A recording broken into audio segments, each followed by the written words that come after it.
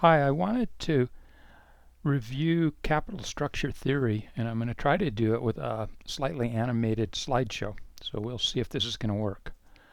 First of all, we have taxes but no risk, and we know that the firm value increases steadily as we add debt to the capital structure or replace equity with debt. And in this case, we want as much debt as possible. So I say here that the target capital structure, the optimal capital structure, is 99.9% debt. We need that one share of stock to have some sort of ownership. We go to the second case where we include bankruptcy risk. And here we have firm value increasing for a while, leveling off, and then decreasing, and that's because of expected bankruptcy costs. Eventually, bankruptcy costs offset the tax advantage of debt, and their firm value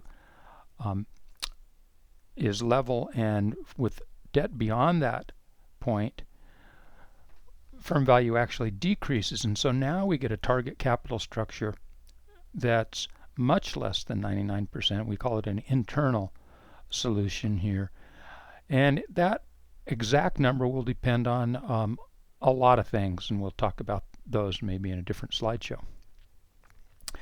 From here, we can go to yet another case, and this is the case where a company suffers from agency costs of free cash flow. Managers tend to waste excess cash that's sitting around the company on bad acquisitions, on excessive perquisites, all kinds of things.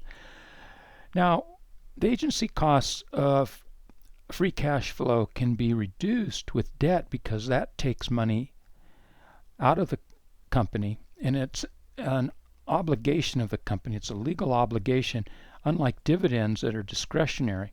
So here we see that the value of the firm is increased or enhanced with debt, and now the optimum shifts back to the right just a teeny bit.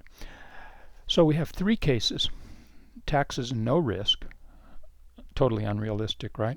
We have taxes and bankruptcy cost that will apply to most companies, and there we get an internal optimum.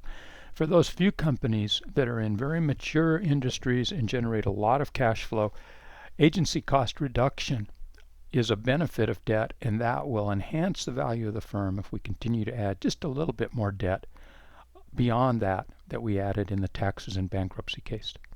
I hope that this gives you a good review of these three major theories in capital structure.